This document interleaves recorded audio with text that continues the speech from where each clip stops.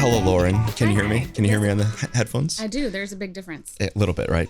Well, thanks for doing this. Yeah. We're super excited to talk to you today because I think you have a very interesting story. And I think the first time I met you was in 2016 when I moved here. I went to the farm and you gave me a tour of your enormous farm.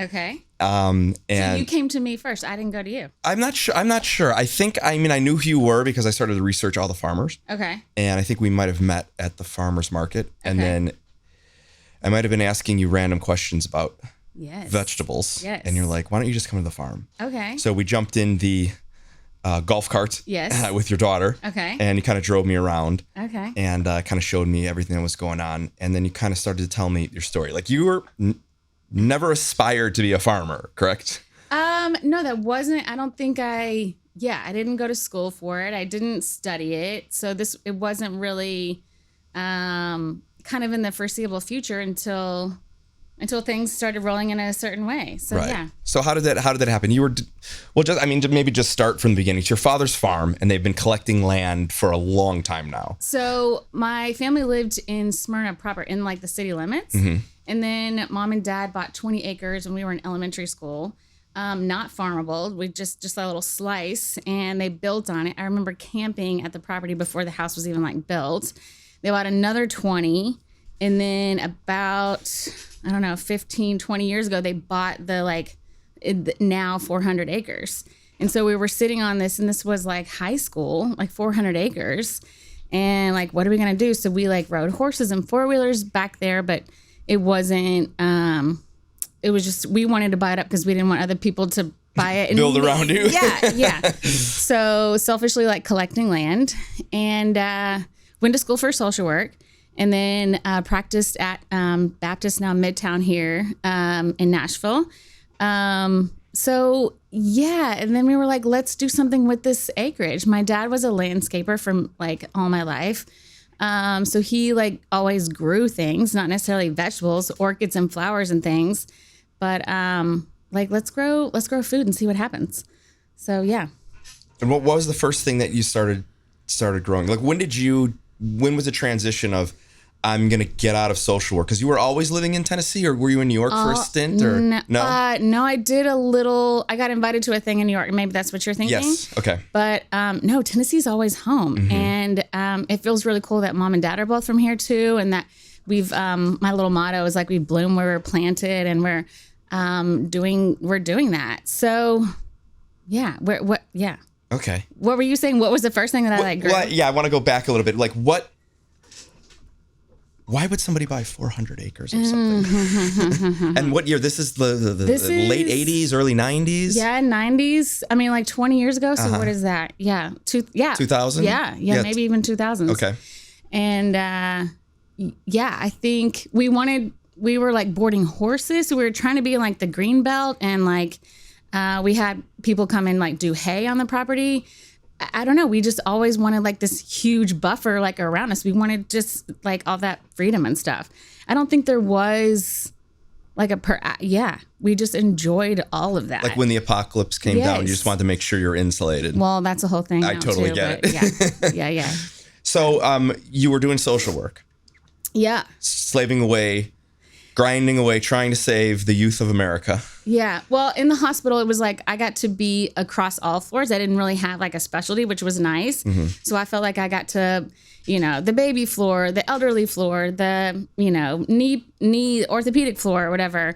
I really enjoyed that. Mm-hmm. Yeah. So I thought I was going to take over the social work world, and now I'm taking over the vegetable world. But do you think like the transition for me, the way that I see it, from social work to farming is still giving back, still nurturing, still helping the community. So I don't look at that as like, well, I used to be on Wall Street, but now I make my own sand. Right. Right. Yeah. So I, let's see, I did get a master's out of school. Like I took a 1-year program and did some like master's in management. So I had in this other like level of schooling.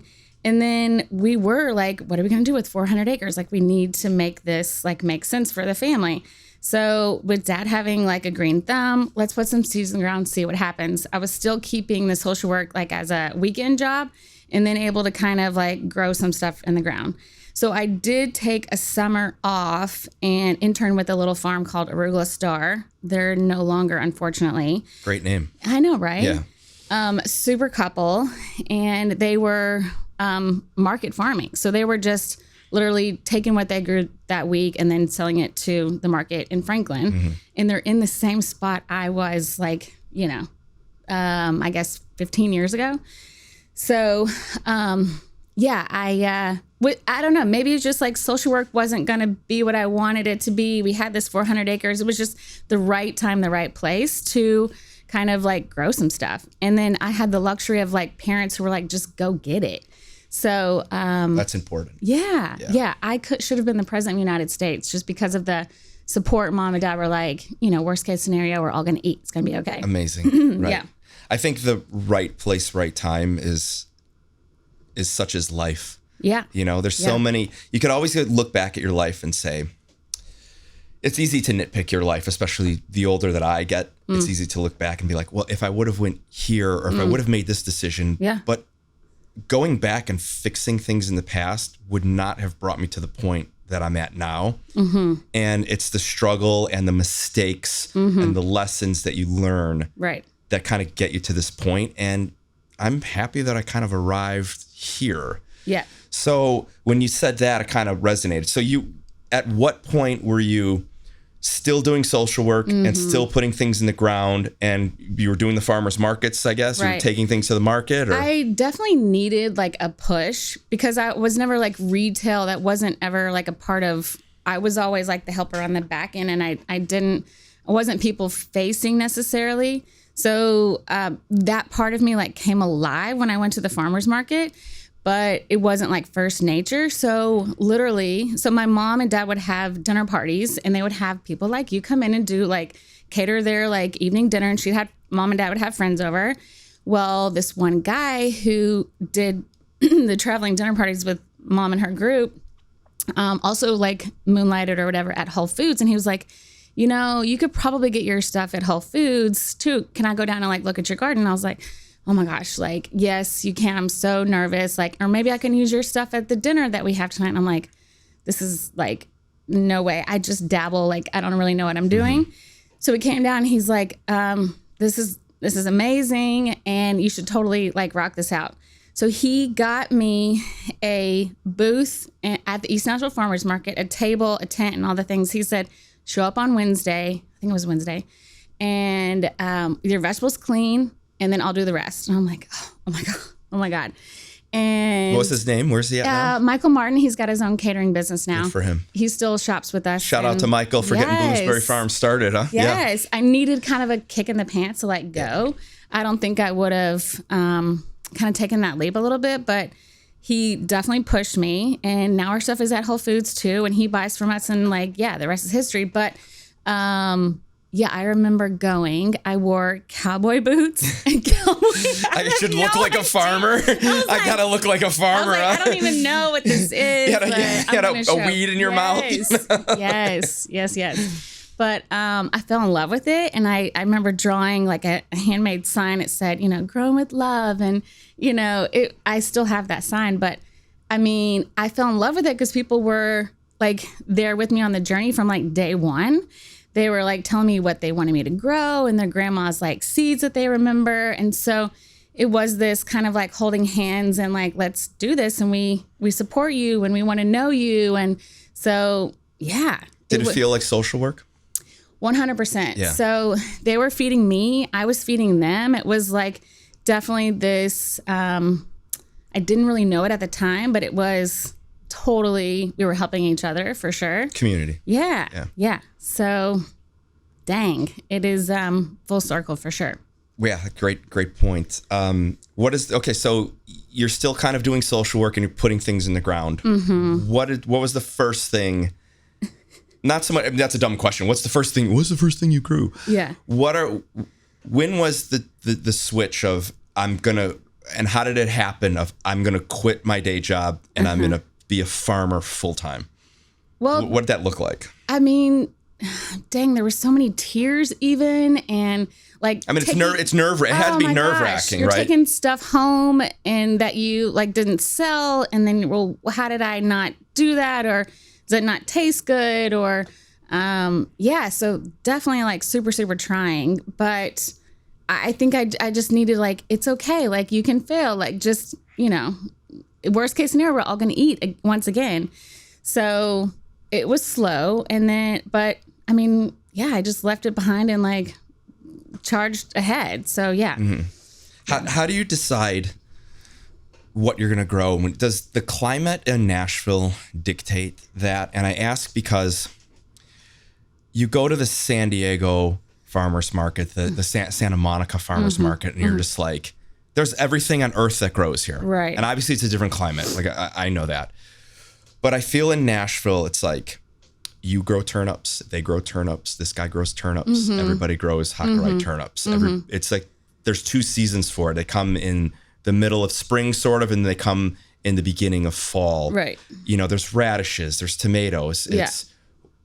Why isn't everybody growing different things? So I definitely wanted that to be part of like my shtick, is because I was seeing like repetitive things at the market, and I wanted to grow things that people weren't seeing at the grocery store, or weren't like super familiar with. And that like, honestly, like flipping through the seed catalog, I thought was like attractive. So yeah, I remember growing rutabaga and having like, nobody grows rutabaga here. The old rutabaga. I'm like, random. But this one customer from the Midwest saw it and they were like, rutabaga. And they got so excited. They were like loyal from that day on. And I just put some things in front of people. They got to, if worst case scenario, I sent them home and like, tell me how you, prepared that at home. And we just had this like, come back the next week and they told me all about it. And so rutabaga definitely sticks out as like one of the like funky vegetables that I grew, and I like saw the excitement in people who knew what it was and wanted to experiment. So I can honestly say I think you're the first person to ever say rutabaga was a pivotal moment in my life. Right. Yes. Had to have been. Yeah. So the growing season, you decide what you want to do, or is it demand or is it just kind of the other farmers are like, this is what sells and this is what's safe and this is what I'm going to do because I understand it. Yeah. Does it take a lot? Like if I were to come to you and say, like, I'm looking for habanero peppers because I love them. I love the fruitiness of them. I love that they're not spicy. Yep. They're great to ferment. The fermenting liquid is great. There's so much things you can do with them. Right. If I were to come to a farmer and say, I want you to grow this, like, what is the risk of taking that on for a season? Like, what goes into it? Why isn't anybody just experimenting? Why isn't there an experimental table at every farmer's market saying like, I don't know what this is, we're growing it and we want to try it? Right. I want more of that. I think I've played it different like every year, and especially the last 2 years, like what to grow the most of. And we've had different like farm managers like really have specialty in like this or that. And so I've kind of let their, hearts go too. But I never want to give up that like creative and like, what's the new funky seed this year? I definitely want you to come to me for the artisan, the unique, the colorful stuff. There needs to be more of that for sure. But yes, my CSA members want a tomato, a squash, the kale. Right. So you do have to play, some generics in order to like kind of cover your butt. Well, that just kind of goes with like education. Like I always said, the problem with like the Blue Apron delivery systems are, I mean, in theory, it's a great concept. We're going to deliver you food so you can cook it at home. And you deliver it to a family of 5 or 4 where they both work, a 9-to-5 job, and they get this box that delivers to the house. And it's like, we're going to make chicken noodle soup. You're like, that's great. I fucking love chicken noodle soup. Yeah. Here's a whole chicken, an onion, make a stock. It's going to take 24 hours. And then you got to make this and that. And you're just like, they feel so overwhelmed. Sure. Yeah. And I feel like if you were to throw a rutabaga, habanero peppers, jackfruit, nobody would really know what to do with it. Right. I always thought with those kind of packages is what would really be cool if you had a chef or a culinary person doing inserts of recipes, like easy recipes that they can do. This is how you should do it. Or online platform of like, here, go to Bloomsbury Farms online platform, and here's all the videos of everything that we just sent you, and you can do all the recipes. Like, sounds like a lot of work, but no, in the technology age, I think we can do it. You know, I even think the CSA members could contribute too. Yes. I think if you have this like open forum of like, oh my gosh, I took the whatever squash and made this, and there could be a huge amount of like chatter about it and excitement to, well, I didn't get that in my basket. Well, maybe I'll try that next time. Right. And yeah, I think that there's a market there. Definitely have thought about like cookbooks between the CSA, having a chef kind of guide that for you. I think that's definitely a missed opportunity. So anyways. Or having like, maybe just even having like an Instagram page of just send us your failures. Like, CSA failures. Yes. Yeah. Ooh, I like that. That's good, right? Yeah. It was extremely hot this summer. Yeah.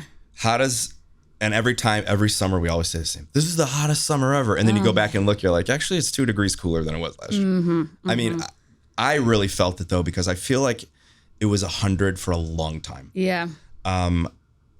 First of all, what does that do for a business like yours? Well, and it was hotter sooner. We weren't expecting it to the heat to come on until like July, but it was happening in like June. And strawberries were even getting hit like late in June. And I'm like, this is unheard of. So literally we took all of our tomatoes last year and put them inside the hoop house.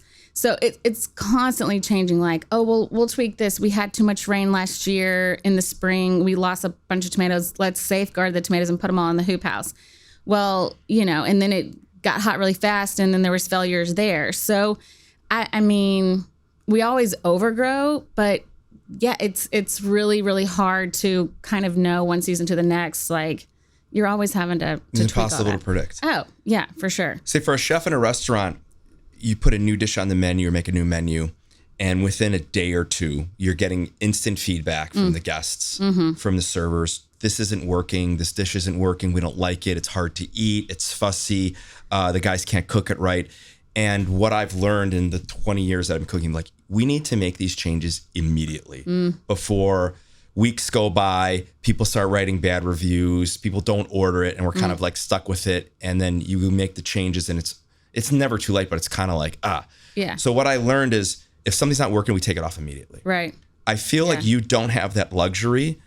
Like, you have to be on top of it, like hour to hour, day by day. Yeah. Because if you're just waiting a whole week and be like, well, I don't really know what we're going to do with this, and it's 100 degrees, and you're not moving things around. Right. So what is that like?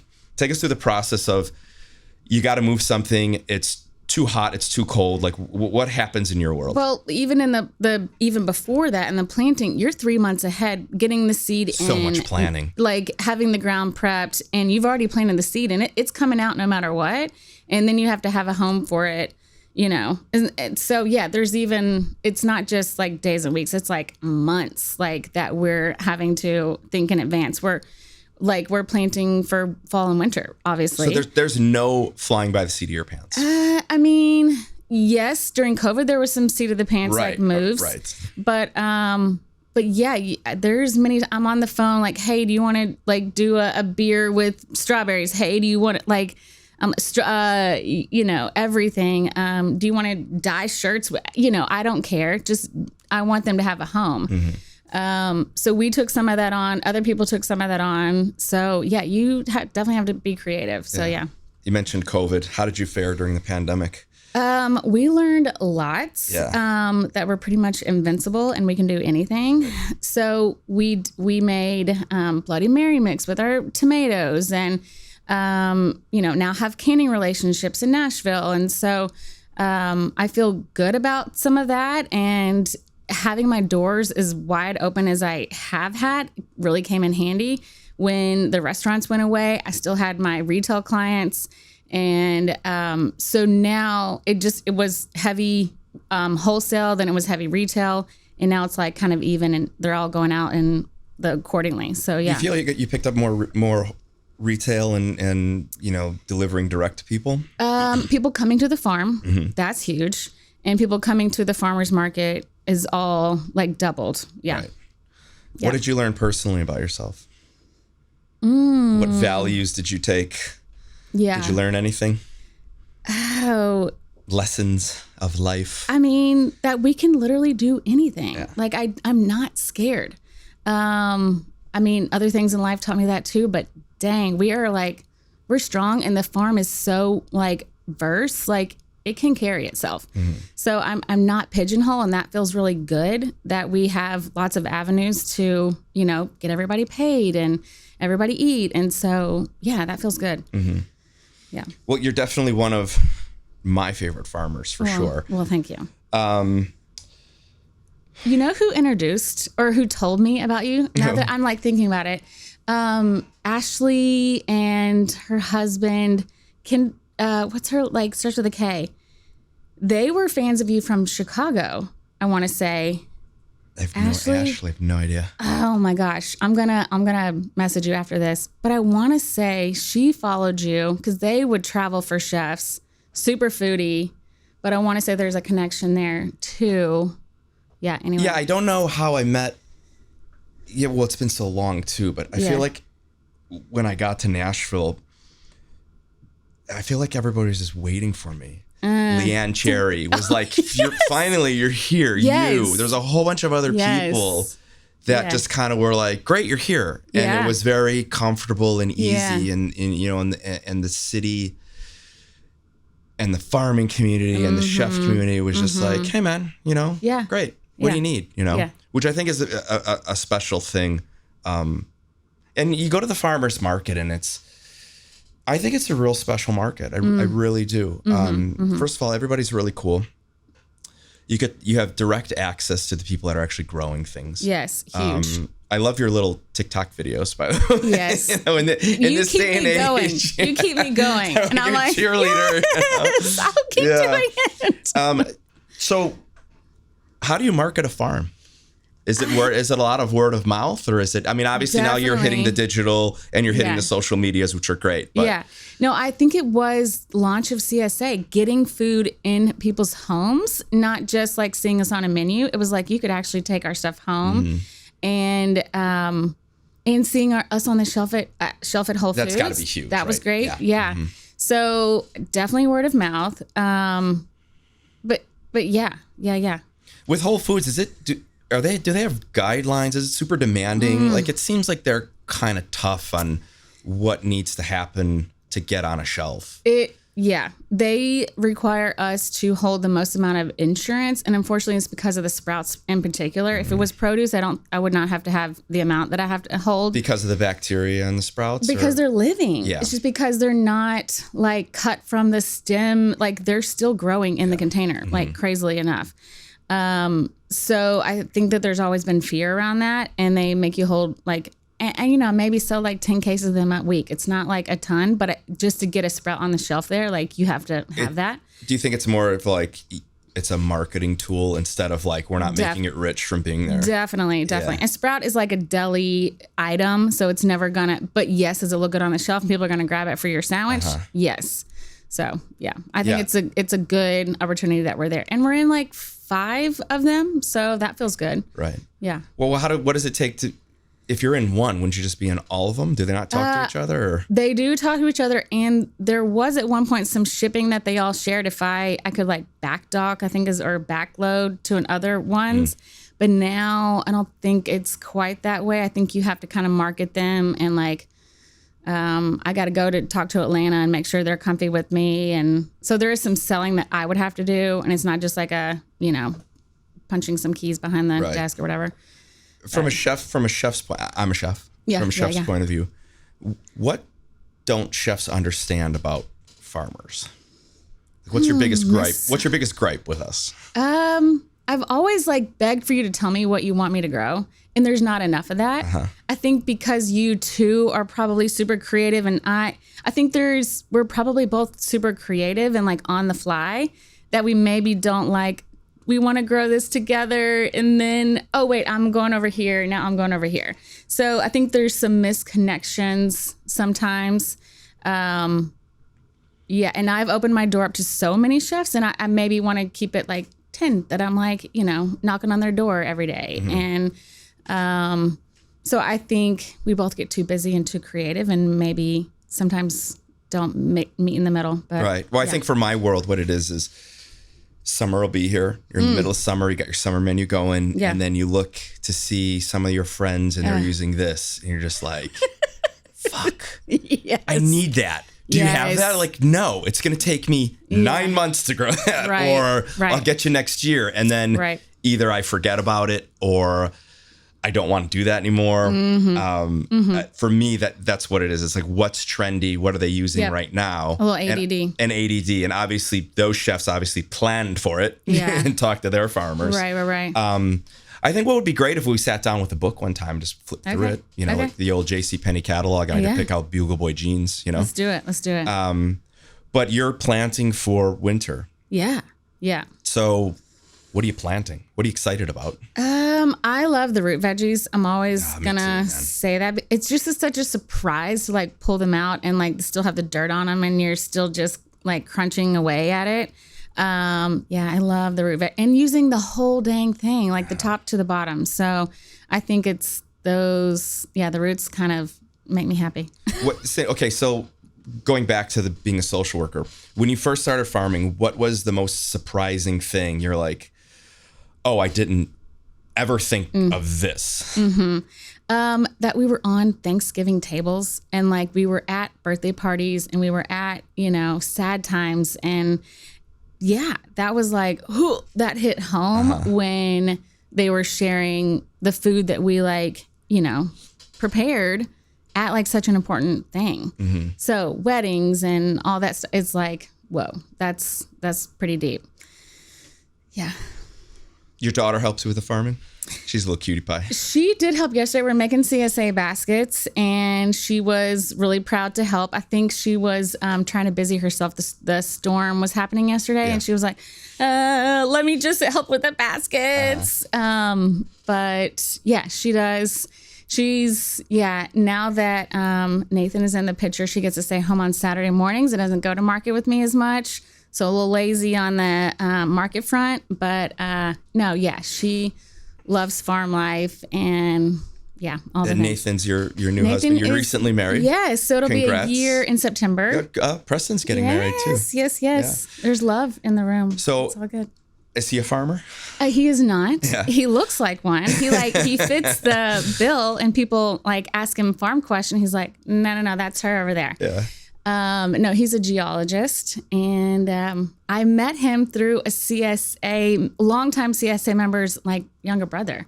So, no kidding. It's one of those you met at the grocery store, like definitely like this, a fun story. Is he surveying the land, the 400 acres? Is he like looking for dinosaur bones? Or yeah. So he's an engineering geologist, but the soils and the rocks like also excite him, and it's fun. Yeah, soil is a big not controversial, but I recently read somewhere that there's no topsoil left in America. That I heard millions and billions of pounds were blown to the East Coast during the Dust Bowl.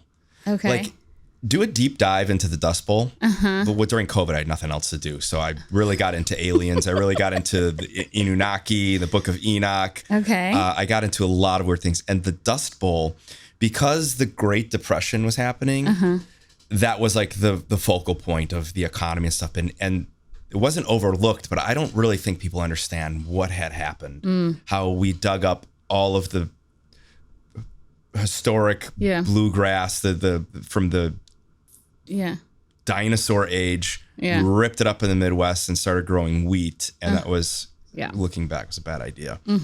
But they're saying that a lot of that topsoil blew over, and now it's in the ocean. What can you tell us about what's happening with topsoil and where we're at with the climate? I knew you were going to get sciencey with me, but like, oh. You don't have to get too sciencey. Just tell us what you know. Okay. Tell us everything. So I do have and we are taking soil samples. Actually, our organic audit is coming up soon. So we need to get some facts behind the scenes. Yes. Pause. What's an organic audit? Yeah, they audit us every year. Not only the USDA comes out, but like the Ag Department and another state.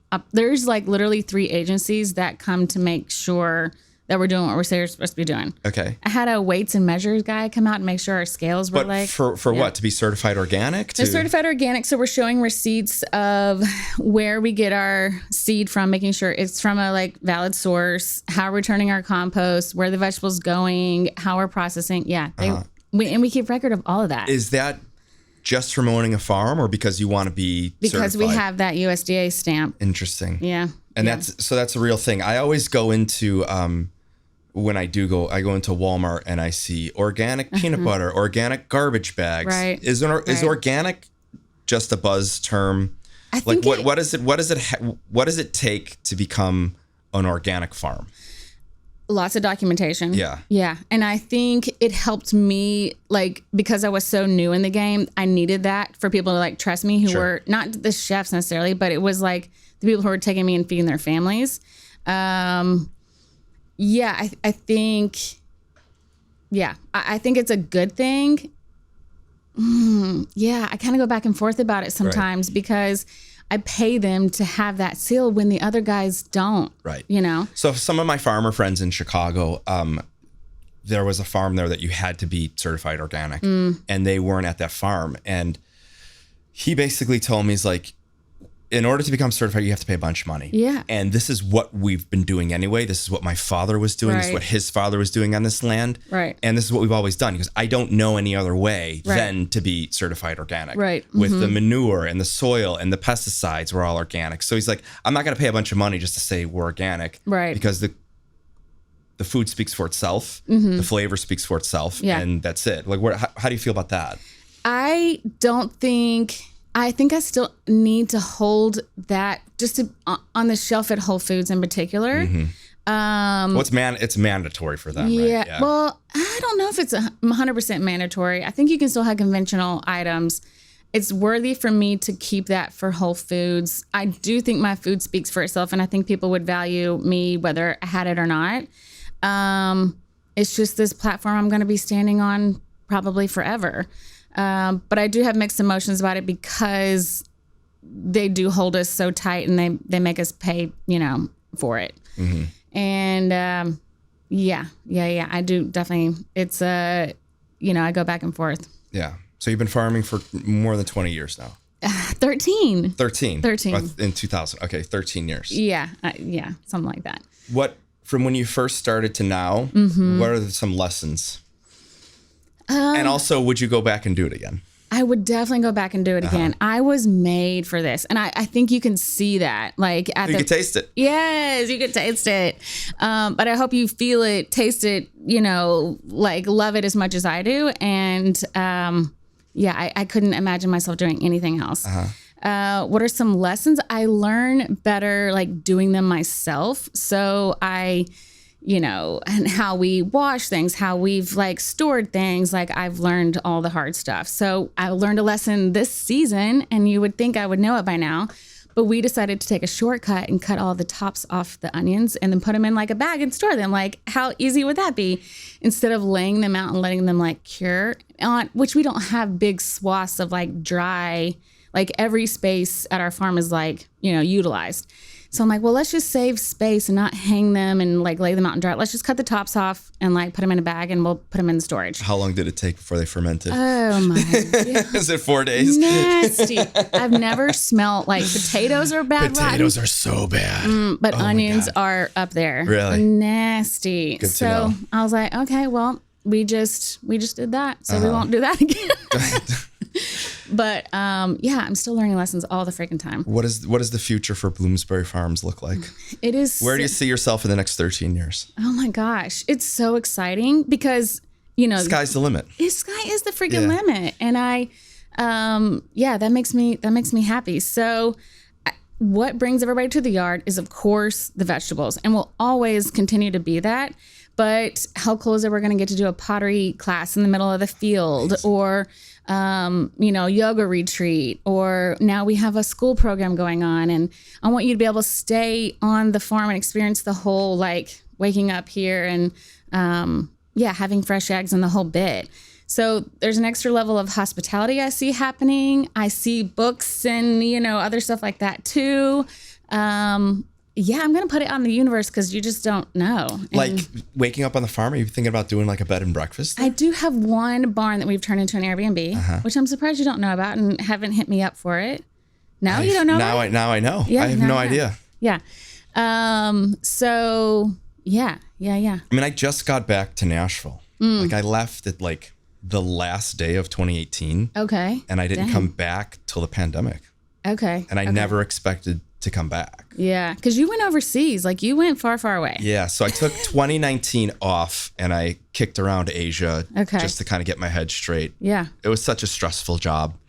Yeah. And me and Matthew, my brother, we were just like completely burnt out. Yeah. Just so burnt out. Yeah. So we kind of like high-fived each other. You know, we went to see fish in Madison Square Garden. And then I drove off into the sunset of, you know, of Asia. Yeah.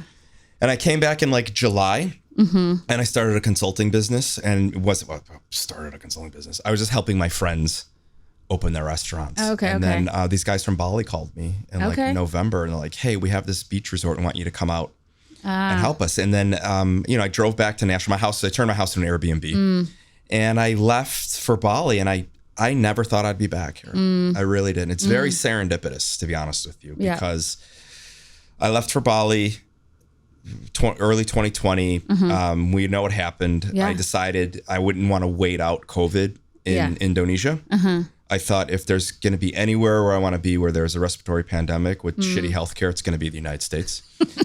So I came back just like everybody else. I thought it was just going to blow over. Yeah. I thought this was going to be a couple weeks. Even the resort that I was working at, they're like, we're going to close in April and we're going to reopen in May. So we'll call you back. We'll fly you back. And so I was like, okay. So I went back to Chicago, was hanging out with my friends. Yeah. And then realized like, A, I'm not going back to Asia, but B, this thing isn't going anywhere for a long time. Yeah.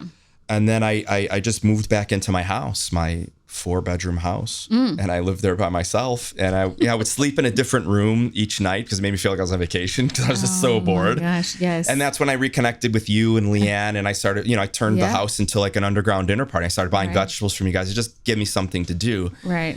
And I started meeting a lot more people. And I realized how much I loved Nashville. And I was just like, you know what? Like, this is a really cool place. And it had grown a lot. Like it grew a lot from 2016 to 2018. Right. When I got here first in 2016, I was like, what the fuck have you done? Right. There's no coffee shops. There wasn't. That's why we were like, oh, Ryan Pauly. Yeah, there wasn't even a Chase Bank. Like I had to like stop my banking that I've been banking with for like the last 10 years and like get a new bank account. And I was just like, what have I done? Yeah.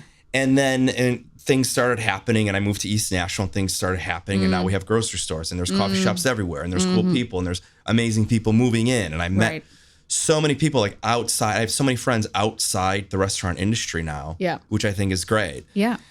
And I met my current girlfriend, almost fiance now. She came to one of my dinners and life is pretty good, but I never thought I'd move back here. Right. And being back and going to the farmer's market and going up to your table at the farmer's market is such an energy.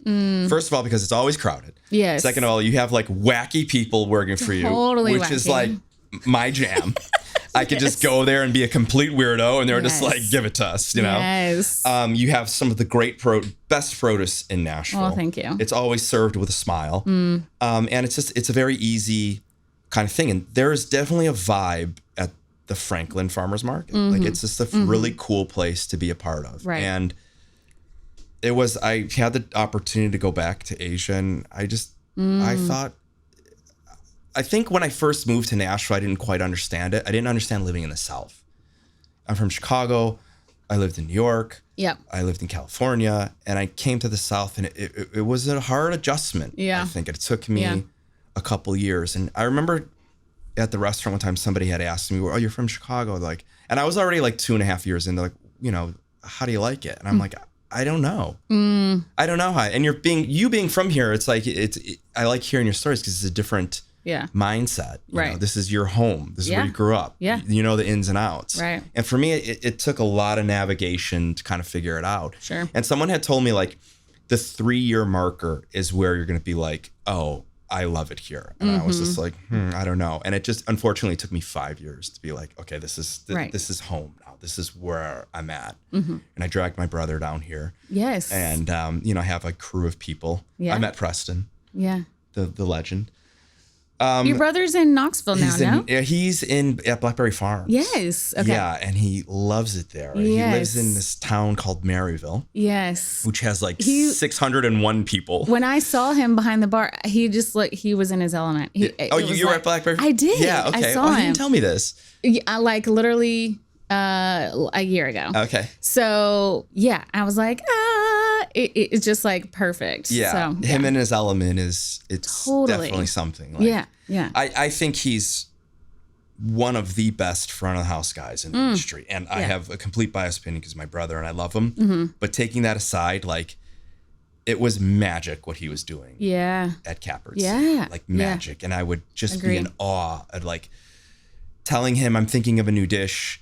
It's going to be with this. And the very next day he would have a wine. I haven't tasted this yet, but this is going to go well. And we taste it and I'd be like, you motherfucker, how did you do that? His Rolodex, you know? So it's now I have some family here. It's good. I have friends. Yeah. I'm meeting more people and it's just a comfortable thing, which probably for you, it's this is your hometown. It's like me going back to Chicago. It's I got my spots. I know where to go. And it just took a little bit more navigation for me, I think, to kind of we're happy you're here. Well, thanks. Thanks for having me. Yeah. I'm back. So you're farming all the time. It's a 24/7 an hour job. It is. It's you live and breathe dirt. I do. Yeah. Yeah. So what does a vacation look like to you? Do you take vacations? I did. I got to piggyback on Mom's California trip not too long ago. And my parents have a beach house too. We can get away, or even during the week, because I shine on Friday, Saturday. It's probably easier during the week for you to get away, right? Yeah. I don't have to. It's the Friday, Saturday where I need to be present. So I'm kind of getting away during the week a little bit, but. I do. And we close the farm for visitors for 3 months. So I'll take that time to scoot out of town. Yeah. So so I look at it as two things. Yeah. And this is from years of me traveling and stuff. There's two types. There's vacation where you go somewhere, you unplug, you recharge your batteries. You're maybe on a beach. You're in the sun, you're eating healthy kind of things, you're going to bed early, you're kind of making your own schedule. Yeah. And then there's traveling. Traveling to me is you're plucking yourself out of your comfort zone. You're putting in a place where maybe you don't know anyone, you don't speak a language, you don't know how to order food. You can't figure out geographically where to go. Right. You can't call a cab. The money situation is different. And not necessarily you need to fly overseas to travel. It's taking yourself out of your comfort zone and navigating a new thing. Yeah. And you can travel while you're on vacation and you can vacation while you travel. Ooh, you're getting deep. I'm getting deep. This is my thing. I think I'm gonna write a manifesto about this. Okay. When you're traveling, you can check into a spa and be I need to be pampered for 2 days because I've been this side of my brain is working and I'm on fight or flight. I can't get ripped off by the cab driver. I need to be in high alert when I leave the hotel or where I'm going. And then I just want to plug into a spa for a little bit and, relax a little bit. And then while you're on vacation, while you're in an all-inclusive resort in Mexico, you can leave and you can go to the taqueria and go to the town and you can talk with the tortilla ladies and stuff. So where have you traveled lately or in your life that you're this had an impact on me as a person and I still use some of these lessons from my traveling days? I went to, right before I started farming, I went to Italy for 3 months and kind of used that as a jump off to go to Austria, Germany. And I went with a girl who was going to teach English in a school over there. And I literally just found her on Facebook and she was looking for a buddy. And I was like, that's traveling. Hey. That's traveling. Yeah. Right. So that was 13 years ago. And, it's been head down, doing it. And there's been some travel and vacation there in the mix, but I'm not done creating yet. So I don't see it happening anytime super soon. The travel part. Where do you vacation? What's a perfect vacation for you? What's a perfect water? Yeah. So it could be mountains water. It could be beach water, but water. Yeah. Yeah. Right on. Yeah. I like that. Yeah. Where have you been lately?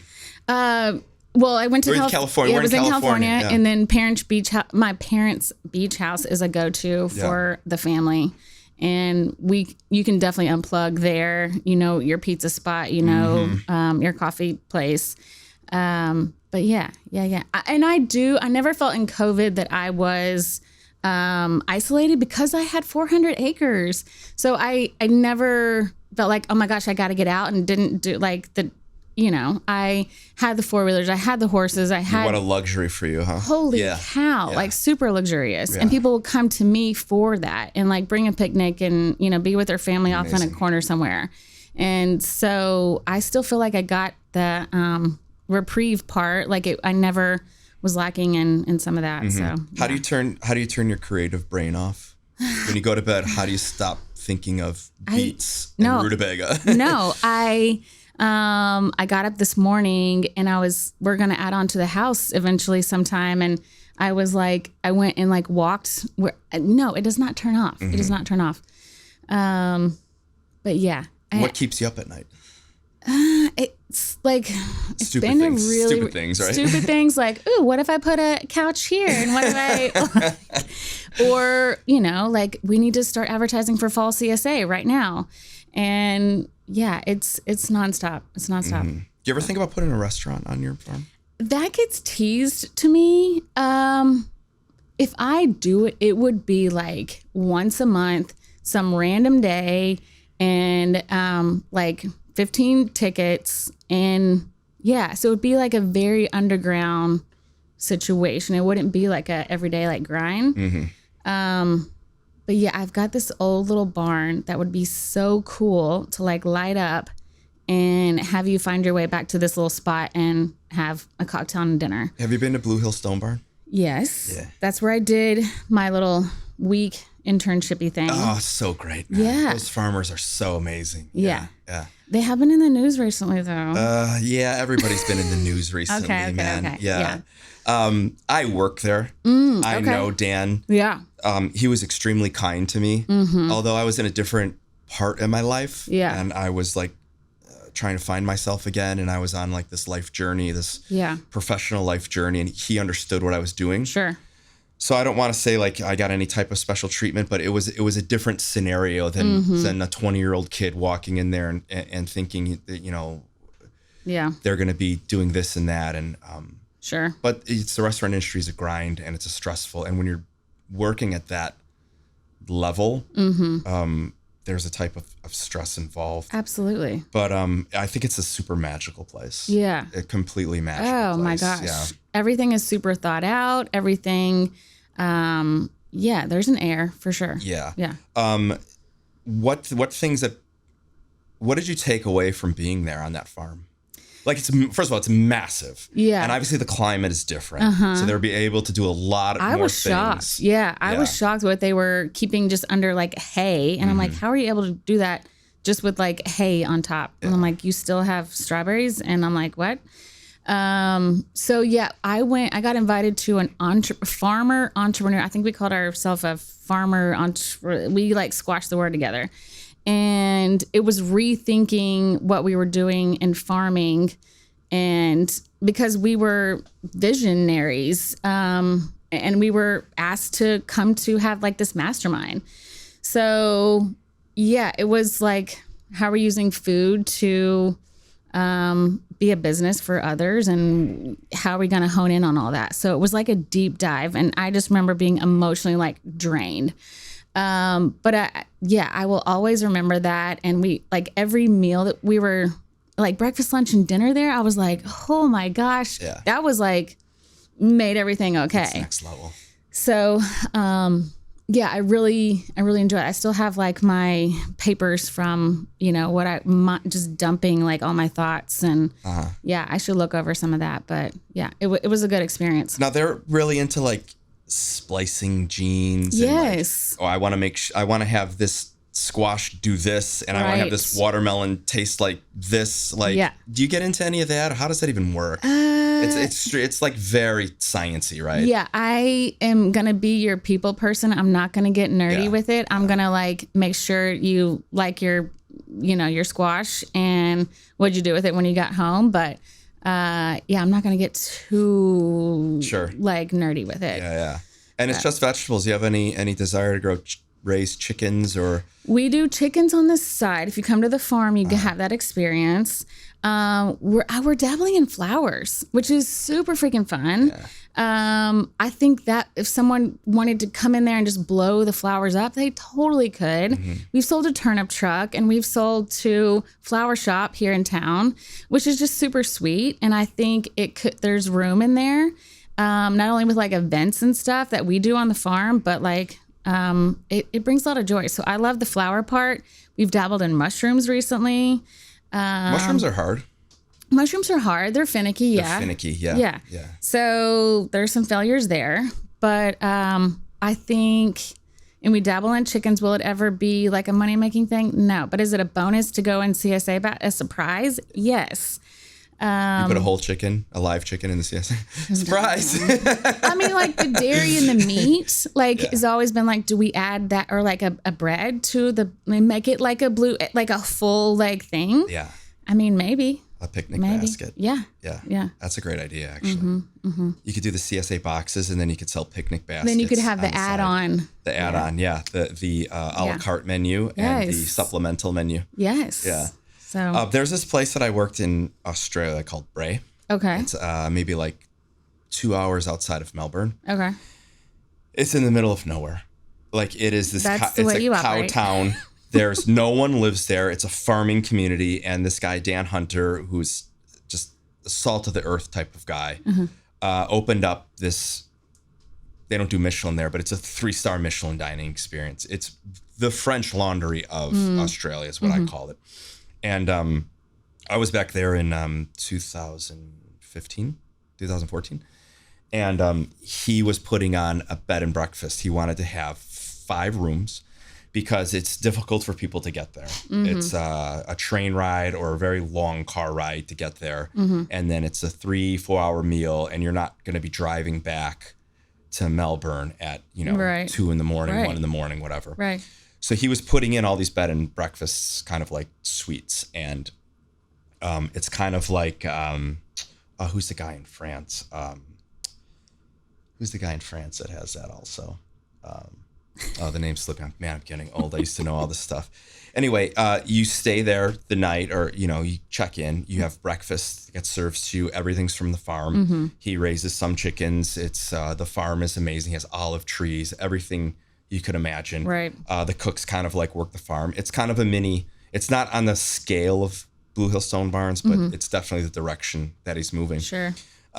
Is that something that you would see without the 3-star Michelin fine dining restaurant? Right. Would you have a bunch of rooms that people could kind of rent and bunch of rooms, activities? Like, what would be the hook? Yeah. For a couple from New York or Maine wanting to come to Bloomsbury Farms and stay for a weekend? I mean, yes, I do see that. Having a little store, having a little go get your your baguette and your salad or whatever. We've always thought, my dad loves to shoot guns, and if we had a a range where you shoot clay targets and stuff. Let's pause first. Okay. I don't mean to cut you off. Yeah. I went to visit my brother in Maryville, and it's kind of like every time I visit him, I'm like, all right, man, well, what are we going to do? Yeah. And he doesn't have a TV. Oh, okay. He has a typewriter that he types people and mails letters. He reads books all the time. Okay. And I'm just sitting there kind of twiddling my thumbs like, what? So he's like, I have an activity planned for us. Just make sure you have like a pair of gym shoes. And I'm like, bro, I don't want to go running or mountain climbing. It's 110 degrees. I don't want to climb the mountain. I've done that a billion times. He's like, no, trust me. So he takes me to a property that is kind of managed by Blackberry, but it's not owned, and it's a clay shooting thing. Yeah. And I'm not a gun guy. I'm not against guns, but I'm not for guns. It's just indifferent to me. Right, right. We had so much fucking fun. Yeah. We were out there for like 2 hours. I didn't realize how fun it is and how easy it is. And the guy was showing us, and I'm like, a moving target. Like Leanne and Bill Cherry invited me to their farm on a 4th jump time. We were shooting all these guns and AK-47s and shooting like pumpkins and like things on, they were like, that's what I thought this was going to be. And we grabbed these huge shotguns. We take this little car up the thing, and he's like, okay, I'm going to push the button, and the clay thing comes out. And I'm just like, well, this is going to be a disaster. I've shot anything before, and I've never shot a moving target. Right. And by the third one, I was like, you know, 007, bam, bam, bam, bam. Yes. It was absolutely so much fun. If you had that, I would be there every weekend, just like shooting. It was like such just like laser focused. I wasn't thinking about anything else. It was quiet. The snap of the gun I was ready for. Highly recommend that. Okay, so that's one activity. You got your storefront where you sell bread. You can get lunch. You got your shooting clay targets. Yeah. I do have the horses. That feels like too much work. I don't know if I'd want to saddle them up for everybody. Was that something you can outsource, though? Yeah, you can outsource that. We do have a little body of water. Everyone jokingly calls it a pond when it's actually a lake. I don't know. You could do a little water activity. Yeah, I mean, like art classes, you know, whatever. Yeah. You could just create, and that's the exciting part about it. Right. Yeah. So Smyrna, that's where it is, right? Smyrna. I always say that. My girl Angie corrected me. She's like, it's not that. Get it right. I'm from Chicago. Let's say 10 years ago, what was you're from here? So let's just go back even further. Growing up in your 20s in Nashville compared to now, give us the highlights of what had changed. Obviously, we could look across the street there constructing a stage for some sort of... Obviously, those are the easy things. Right. It's an it city. It's the bachelorette capital of the world. But what are some of the things like you're like, this is a change for the positive, and I'm glad that Nashville's moving in this direction? Yeah, what I see is I don't have to educate people about what's good food. Like, people are coming who know how to shop at the farmer's market and aren't afraid to try new stuff. That's our clientele now. I feel like I was having to sell the ugly tomato and tell you, you know, it's going to be okay. Like, I promise it's really good. Right. And now people like seek that out. And so I'm not... it feels good that I don't have to like knock on doors as much anymore. People are coming to me. So yeah, that's the positive about the people that are moving to town and the restaurants that are wanting the same thing. So yeah, I welcome that for sure. Do you think we're brainwashed from the way our food system works? How you look at something like the farmer's market and you're like, 100 years ago, this is what we did. I know. And then you go into Kroger. Yeah. And it's just so atomized of this lane, this style. Here's where this comes from. Like, obviously Americans are completely super out of touch with where food comes from. Definitely. We know that. There is a trend, I feel, of a demand of people are wanting to know where things are coming from. They're wanting to know how things are grown. Are you seeing that? So that's what I felt like the right place at the right time. I think it was like Martha Stewart, even back in the day, who was like growing her own food. And I think I was kind of right there. People were starting to ask questions, and they encouraged you to go out and like find the grower. Yeah, for sure. So I think we're still in that wave, and it's not going to go away, which is super exciting. I think it's only going to increase. So the way we eat is changed. The way we like shop has changed. The way we educate has changed. So this is not going away. People are wanting to know more. So you learned a lot back to COVID. You learned a lot during COVID. What I hoped, or what I saw, what I hoped is, there's a supply chain issue. So we can't get things from overseas. So everybody went uber local. Right. What's around you? Did you have a sense of people you never saw, or people that weren't shopping at the farmer's market all of a sudden were like, well, this is the only place to buy something, so we better... Yeah. So if the apocalypse happens and, you know, everyone's going to be, hey, we need to like go 2 blocks from here, or what's in the community, and the community is going to help save all of us. You have that feeling? Yes. And to the extreme too. So I have... Yeah, let's talk extremes. I have CSA members that do not shop, but only with me. So they're picking up 3 times during the week. So they're going to Brentwood to pick it up. They're coming to the farm on Friday, and then they see me on Saturday. So they're like, I do not want to step foot in a grocery store. And I'm like, God bless them. That's amazing. I'm like, thank you. Yeah. And they're legit eating it all. So yeah, you have the extreme, and I'm thankful for all the waves of people trying to eat our food. Yeah. But if you really wanted to, you could just go to the farmer's market and everything you need is there. Oh, for sure. You have dairy from hatchery, you have beef and pork, you have eggs, you have vegetables. Yeah. There's flour and grains. Like you don't really need I agree. much more. I agree. Yeah, that's super interesting. When I used to work in hotels, did little stints here. It was the hardest thing was getting people having a wedding in October and wanting grilled spare. It's like it's not in season, and I could just see their eyes glazing over in the back of their head. If not, Kroger has it. Why can't you get it? Yeah. Every week there is customers asking me for items that are completely off. Yeah. And tropical at times, and so. I think there is still some education about like seasons here in Tennessee, because maybe the people that are coming here aren't familiar with that quite yet. Well, they just don't know. They just don't know. But when they say they want an avocado, I just am like, I have to like kind of giggle like a little bit. So yeah. What else? What else? How long are we doing that? How long is the as long as we want. As long as we want. Yeah. Okay. Dang, I don't know. We were on a roll. What are some of your favorite restaurants in Nashville? Oh, I'm gonna say Bastion. Yeah. I love the dudes over there and ladies. I have a reservation at Taylor. I'm so excited about. He just is opening. Amazing stuff. Is the new spot open? I think like literally this morning I saw on the gram that he was like opening his doors. I love Vivek, man. So he's such he a did good dude. a dinner it's party. Such a great story too. Yeah. Oh, man. His mom and dad shop with me at the market. Yeah, we gotta. You know what? We gotta get him on the podcast. He'd be good. Yeah. Yes. His mom, like I've toured his mom and dad at the farm before. Just such a sweet family. And my anniversary dinner is going to be there. I swear I ate out more like 2 years ago than I have like this year. It's been I feel like I'm in a building year. But you're a vegan. Vegetarian. Oh, vegetarian. So okay, sorry. Yeah, okay. I do dairy and all that. Right.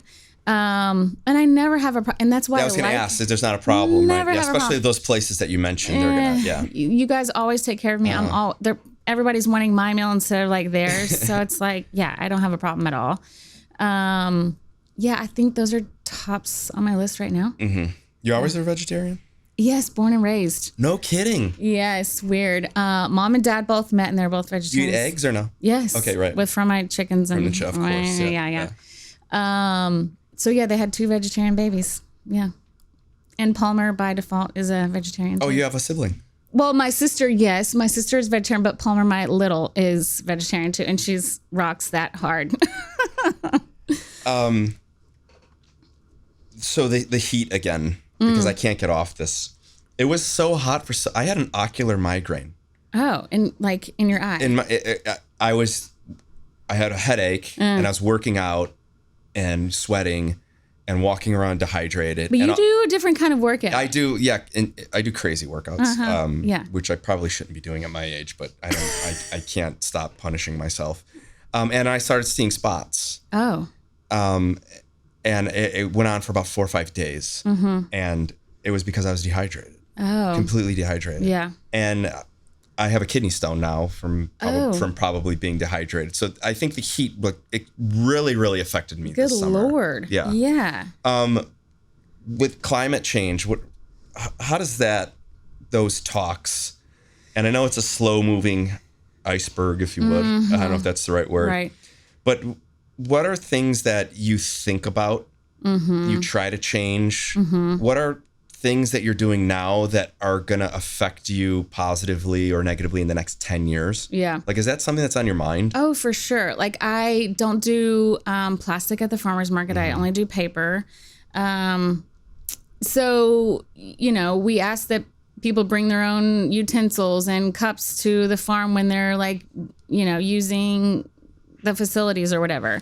So I want to be on the forefront. We're not taking trips to town just, because so-and-so chef needs an order now. It has to be on our days. And just really making sense of the trips, even on the farm. And, yeah, I definitely want to be conscious of that, of course. Some other things that we're doing, we're using our CSA baskets, and those are all people give those back to you then? Sort of, yeah. Yes and no. But yeah, not being so, and I can't get away from the plastic in the sprout container. Unfortunately, it's impossible. It really is I have racked my brain how to do that, but nobody's gonna buy a sprout in a cardboard box they can't see. Mm. So, but yeah, some of our packaging has changed, and I'm proud of that. So, I'm always looking for opportunities to make it better. But and we recycle cardboard, we compost. So yeah, we do some of those things for sure. How much compost are you making, and you're using it on the farm then too? Yeah, I don't. It's never enough, right? Never enough, because there is not a lot of waste. I can't generate this thing when I don't have an item to put in it. So we're buying semi-truckloads of compost every year. Wow. Yeah, it's insane. Cover cropping does help, but we have 12 acres of growing, and I'm doing one bed at a time. Mm-hmm. And so we do have to purchase it in. So yeah, I think there's always a need of that. What are you cover cropping with? Explain what cover cropping is and so how it's it works. A green manure. So you're putting a rye, a wheat, a vetch, and you're doing those. Do legumes help with that legumes, also? Yeah. Mm-hmm. According to what you're trying to grow that next season. Yeah. So if going into fall, you do this. If going into spring, you do that. But yes, we'll mow it down and we till it under, and it's green manure. Mm-hmm. And keep weeds down, bugs down. And talking about climate change, I worry about pest and disease is what that's on the forefront of my mind. How worse, that could become. Right. So a bug could come in and wipe out your whole farm. For sure. Yeah. Yeah. That's a real thing. That's a real thing. Yeah. We've had disease do that, and we've had heightened levels of flea beetles or different kinds of worms, but it's always been kind of manageable. I just wonder if that escalates what it would look like. So. And you think that the extreme heat brings some of those things out? Yeah, because the vegetable is hurting, so it's this signal come eat me, right. Right. So yeah, there is some of that. Speaking of that, there was one time I was in California, and we were picking cherry tomatoes, and the farmer was with us. Mm-hmm. And there was this cherry tomato plant. Mm-hmm. The plant was completely dead, brittle. You touch it and it would fall apart. Yeah. But there were the reddest cherry tomatoes on there. Because of the struggle. And he said, "Ryan, look at this. I want you to taste one." And I put it in my mouth, and this was the most delicious, sweetest, juiciest cherry tomato I have ever eaten in my life. And he goes, "This is what had happened. The plant started to die, and it put all of its nutrients and all of its energy and all of its life into producing these cherry tomatoes." And he picked them, and he goes, "Here, take these back to chef. I want him to taste them." Yeah. And we didn't even put it on the menu. There was just a couple little pints, and we just sat there and we just ate them all day. Yes. Just recounting the story of a plant giving birth, I guess, if you would. Is that a safe thing to say to a farmer? Sure. And saying my time is done, but you guys you go out and I couldn't. That was, man, how old was I? This was 2001. So I must have been 11. I don't know. You keep saying you're old. I'm wait a second. We're probably the same age. We are the same age. That was my first experience on a farm. Well, I was in Northern California, and we were picking fava beans, and I was I'm in Chicago and picking fava beans. This is the greatest thing that's ever happened to me in my life. Right. But that was the first interaction that I had with a farmer where I was the relationship between a chef and a farmer are so important. These people need to communicate all the time, because you can look at something and be here, you're going to want this, or wait a little while, or, you have some of those, obviously you have relationships with all kinds of chefs, right? Yeah. And I'm so proud of those little one-off things, and I want to share them, and they're usually small quantity, but I'm if anybody needs to get a hold of this, it's you guys. Right, yeah. So, yeah, I like that. Where do you think you'd be if your dad didn't buy 400 acres in Smyrna? Sorry. I claim Nolensville, too. Yeah, so okay. So in Nolensville, outside of Nolensville. Right. If your family didn't have that farm, let's just say that you just grew up in a house with a huge backyard. You were still doing social work. Like this opportunity wasn't there. Where do you think you'd be right now? So this is funny because my mom is such a go-getter and I am in therapy now. Yes, claps to that. But she was like, do you think you would ever be okay with just being like a person? And I was like, no. I am a person. Just like a normal. I'm a boy. I'm a real boy. But like, I think it's ingrained in me. Like I just want, I don't know, to create and like more. And I don't think I would be okay with just like status quo. I don't know. I think it was a combination of like all my life experiences, but yeah, I'm happy to like move and think ahead and be top of mind in the vegetable land. And yeah, that excites me. You think somehow you would have made it here, or if not here, then somewhere around in the orbit of the farming industry? Yeah. Yeah. I don't know. But she was like, you think you'll ever be okay with just being here? And I'm like, yeah. No, I don't know. So. Yeah, I don't think I love being a chef. I think I love entertaining and feeding people and making sure everything's perfect and making sure everybody has a good time. And I think I just fell into it because I walked into a restaurant and they needed someone in the kitchen. And I was like, okay, I think if I would have walked in the Candlelight Playhouse, which was with my first job ever, I think if they were like, hey, we need you in the front of the house, I think I would be a sommelier or maitre d'. Right. Or I think if I would have walked into a place, I was at a very impressionable age of like, I knew school was bullshit. It wasn't for me. I wasn't getting anything out of reading books. College definitely wasn't going to be a good idea. My parents were like, you're not going college. I think if I would have walked into an auto body shop, I think if I would have walked into a carpenter, an electrician, I think if I would have continued playing bass guitar, I think at that age, I was so hungry and obsessed to be creative and to be I don't want to say successful because that has a connotation, but to be successful in my own kind of orbit in my own right of like doing something that I love to do. Yeah. I think I would have like went and ran with any of those things. Yep. And I think I would have made it to not the top, but I would have made some sort of career out of any of those. And it just so happened to be filleting salmon. And my second day there, I'm like, this is absolutely amazing. You mean I don't have to get up early? Right. I don't have to wear a tie. I was working at a record store and I had to wear a tie. And I could start work at 2:00 in the afternoon and they're giving me vodka sodas at the end of the night and I'm 18. It just happened that I fell into it and I ran with it, you know. There is like that entrepreneur like hungry that you just described that I think I was born with as well. DNA. Yeah. And I think too when you were saying like you want to like feed people and stuff, that I'm not doing as much produce work. I'm doing more people work. So it's less of the growing, it's more growing the people in the community. So yeah, I'm like so resonate with everything you just said. So yeah, totally. Rock on. Right on, rock on. I think we'll cut it there. Lauren, tell us about how we can find Bloomsbury Farms, where you're at. Give us the spiel, give us like where you're gonna be, what we can do to get your produce. I love Farm Friday. If you want to like really like get to know us, come to the farm on Friday. It's in the afternoon. It's from like 2 until we all go home. And I'm at the market on Saturday morning, which is super fun. Which market? The Franklin Farmers Market. Farmers Market. Yep. Been there for 13 years now. And but I love giving tours. It makes me it's so excited that if you want to like that you're excited, I get excited to like re-see the farm again. So don't ever feel shy to like hit me up and like take a tour. So right on. And if we want to find you on social media, where do we go? Yeah, Bloomsbury Farm. That's me. I've got the handle for that, and then I've got a website with an S, Bloomsbury Farms with an S.com. Yeah. Sounds great.